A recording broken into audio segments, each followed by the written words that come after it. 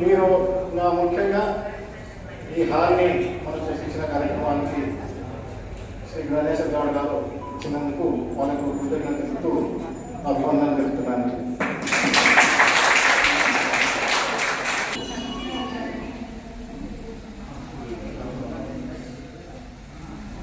ఈరోజు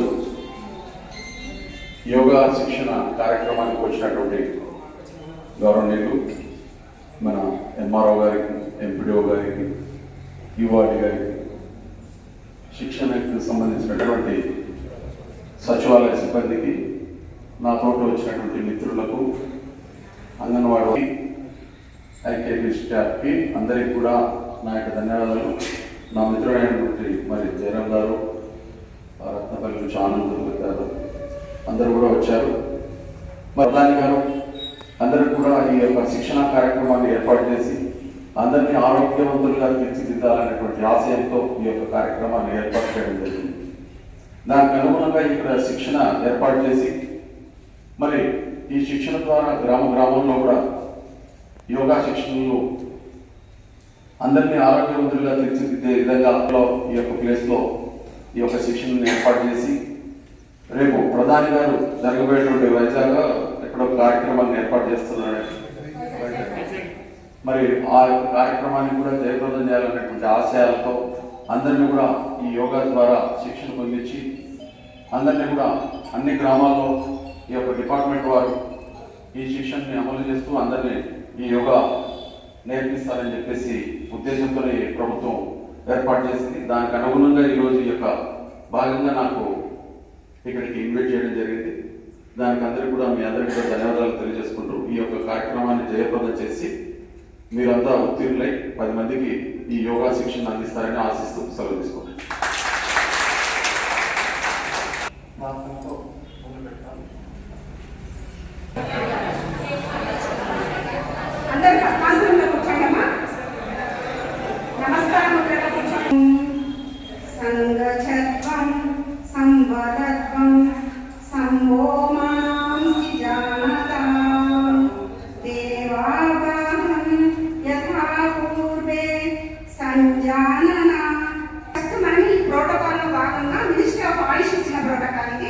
master trainers మన stage మీద ఉన్నారు. వారు ఆల్రెడీ 2 days మన కర్నూలులో ట్రైనింగ్ తీసుకున్నారు.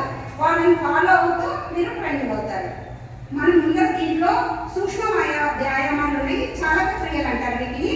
తర్వాత మనం నిల్చొని చేసుకునే ఆసనాలు, పడుకొని గొర్రె పడుకొని స్ట్రైట్ గా పడుకొని చేసుకునే ఆసనాలని. అయితే ఆసనాలు చేసేటప్పుడు ఒక ఇన్స్ట్రక్షన్ చూసుకోండమ్మా. మీ శరీరం, మీ బాడీ ఎంత ఫ్లెక్సిబిలిటీ ఉంటే అంత చూసుకొని చేసుకోండి. అంతేగాని చెప్పినా మరి ఎక్కువ బెండ్ కావద్దు. ఒకే రోజు మనకు బాడీ పెయిన్స్ వస్తే మనకి ఇంకా 3 days ప్రోగ్రామ్. ఓకేనా? రోజుకి ఇంప్రూవ్ అవుతూ ఉండొచ్చు. మీరు బాగా గమనించండి. ఆసనం అంటే ఓన్లీ ఎక్సర్సైజే కాదు, మన శ్వాసతో అనుసంధానం చేసుకోవాలి. యోగా అంటే ఇది మామూలు బాడీ ఎక్సర్సైజ్ కాదు, జిమ్ లాగా మామూలు ఎక్సర్సైజ్ లాగా కాదు. సో బ్రెత్ కూడా, మన శ్వాసను కూడా గమనించుకొని అనుసంధానం చేసుకునే ప్రక్రియని యోగా అంటారు. ఫస్ట్ వచ్చేసి చాలా క్రియలు, సూక్ష్మ వ్యాయామాలు అంటారు. మన మాస్టర్ ట్రైనర్స్ చేస్తున్నారు. నా ఇన్స్ట్రక్షన్స్, మాస్టర్ ఇన్స్ట్రక్షన్స్ ఫాలో అండి. చేతులు నడుము మీద ఉంచాలి. గాలి విడిచిపెడుతూ తలను నెమ్మదిగా వంచాలి. నెమ్మదిగా ముందుకు వంచాలి. గెడ్డాన్ని వక్షస్థలానికి తాకించాలి. చిన్న వచ్చేసి చెస్ట్ మీద ఉండాలి. శ్వాస పీల్చుతూ వీలైనంత వెనుకకు వంచాలి. Next backward. శ్వాస పీల్చుతూ వెనుకకు వంచాలి. ఇది ఒక రౌండ్. నెక్స్ట్ మళ్ళీ శ్వాస వదులుతూ గడ్డాన్ని ఛాతి మీదకి తీసుకొని రావాలి. నెక్స్ట్ శ్వాస పీల్చుకుంటూ బ్యాక్ వెనక్కి తీసుకొని రావాలి. ఇది 2 rounds అయిపోయింది. నెక్స్ట్ సూక్ష్మ క్రియ వచ్చేసి శ్వాస సమస్థితికి వచ్చేయండి. Neck good. సమస్థితికి వచ్చినాక శ్వాస విడిచిపెడుతూ నెమ్మదిగా, శ్వాస వదులుతూ నెమ్మదిగా తలను చెవి దగ్గరకు, భుజముల వరకు తేవాలి. తలను చెవి దగ్గరకు తీసుకురావాలి. అంతేగాని నెక్ బెండ్ చేయకూడదు, భుజాలు పైకి లేకూడదు. గుడ్. గాలి పీలుస్తూ నెమ్మదిగా తల మామూలు స్థితికి తీసుకురావాలి, సెంటర్కి తీసుకురండి. ఇదే విధంగా నెక్స్ట్ ఇప్పుడు రైట్ సైడ్ చేసినారు కదా, నెక్స్ట్ లెఫ్ట్ సైడ్ శ్వాస విడిచిపెడుతూ తలను ఎడమ వైపుకు వంచాలి. నెక్స్ట్ శ్వాస పీలుస్తూ తలను యథాస్థితికి తీసుకురావాలి. ఇది ఒక రౌండ్.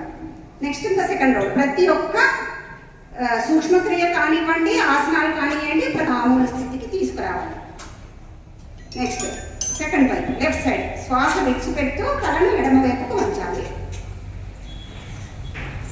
శ్వాస పీలుస్తూ తలను యథాస్థితికి తీసుకురావాలి. 2 రౌండ్స్. నెక్స్ట్ ట్విస్టింగ్ అంటారు, మెడ ట్విస్టింగ్. నిటారుగా నిలబడండి, సమస్థితిలోకి రండి.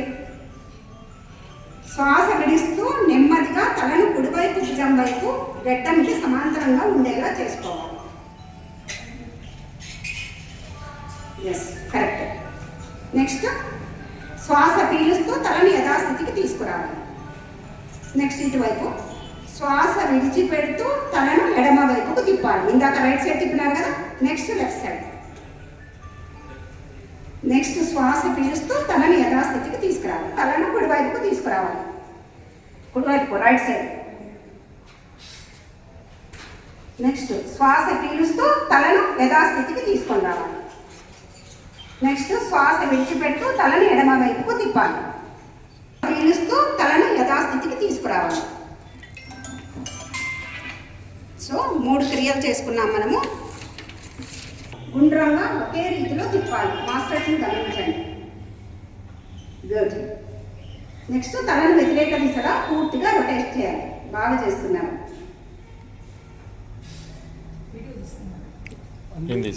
గుడ్. ఇది ఒక రౌండ్ ఇస్తూ గడ్డం వక్షస్థలం తాకాలి. శ్వాస పీలుస్తూ నెమ్మదిగా తలను గుండ్రంగా ఒకే రీతిలో క్లాక్ వైజ్ తిప్పాలి. గమనిక, తలను వీలైనంతగా కదిలించాలి. నేను ఇందాక చెప్పినా కదా, శక్తికి మించి చేయరాదు. మెడ ఎవరు చేయాలి ఎవరు చేయలేదనేది ప్రతి ఆసనాన్ని కూడా ఇన్స్ట్రక్షన్స్ ఇస్తుంటాము. వయస్సు మళ్ళిన వారు, మెడ నొప్పులు, అధిక రక్తపోటు ఉన్నవారు చేయరాదు. ఓకేమా? మెడ నొప్పులు వచ్చి స్పాండిలైటిస్ అంటాం కదా, మీకు అందరికీ తెలుసు కదా. ఇది చేయి. భుజాలు నెక్ చాలా క్రియేట్ చేస్తున్నాం కదా. నెక్స్ట్ షోల్డర్స్ భుజాల్లో కదిలించాలి. సమస్థితి ఫస్ట్. నెక్స్ట్ కాళ్ళు దగ్గరగా ఉంచి, శరీరం నిటారుగా ఉంచి, చేతులు పక్కగా ఉంచాలి. మాస్టర్ ట్రైనర్స్ చేతులు పక్క 2 చేతులు నిటారుగా తల పైకి ఎత్తాలి. స్ట్రైట్ మనకు డ్రిల్లులు చేస్తుంటారు కదా, ఎత్తాలి. అరచేతులు ఎదురెదురుగా ఉండాలి. అదేవిధంగా నెక్స్ట్ నెమ్మదిగా దించండి. స్ట్రైట్ వచ్చి నెమ్మదిగా దించండి. అరచేతి ఇది చేసేటప్పుడు అరచేతులు వేళ్ళు తెరిచే ఉంచాలి. నెక్స్ట్ ఇంకొక రౌండ్ చేయండి. సమస్థితికి వచ్చినారు కదా. నెక్స్ట్ సైడ్కు చేతులు నెమ్మదిగా చేతులు పైకెత్తి అరచేతులు ఎదురెదురుగా ఉండాలి. నెక్స్ట్ 2-3 చేతులు కలవాలి. షోల్డర్ రొటేషన్స్ ఎంత సాధ్యమైతే అంత చేయండి. Clock wise rotation 5 times, anti clock wise rotation 5 times చేయండి. ఉపయోగాలు ఏంటి దీనివల్ల అంటే, బాగా చేస్తున్నారు. ఈ ప్రక్రియ వల్ల భుజాలు పరిధిలో గల ఎముకలు, కండరాలు, నరాలు ఆరోగ్యవంతం అవుతాయి. సమస్థితికి వచ్చేసేయండి. ఎక్కువ గైర్ వచ్చే ఎడమవైపు లెఫ్ట్ మ్యాక్సిమం నిలబెట్టాలి. కుడి చెయ్యి అర చెయ్యి ఎడమ భుజంలో తాకించాలి. అంతే ఎత్తాలి. కుడి చెయ్యి అర చెయ్యి ఎడమ భుజంలో తాకాలి. ఎస్, ఇప్పుడు కరెక్ట్గా చేస్తుంది. అబ్జర్వ్ చేయండి. నెక్స్ట్ ఇందాక లెఫ్ట్ చేస్తాం కదా, ఇప్పుడు రైట్. నెక్స్ట్ శ్వాస పీలుస్తూ కుడివైపు, షోల్డర్స్ భుజం వైపుకి వచ్చేసాయి. భుజం దగ్గరికి, ఛాతీకి అటువైపు ఉండాలి. గమనించాలి. గుండె జబ్బులు ఉన్నవారు జాగ్రత్తగా చేయాలి. నడుము నొప్పి ఎక్కువగా ఉన్నవారు, వెన్నుపూసల సమస్యలు ఉన్నవారు, శస్త్రచికిత్సలు చేయించుకున్నవారు బహిష్టు సమయంలో చేయరాదు. ఈ శ్వాస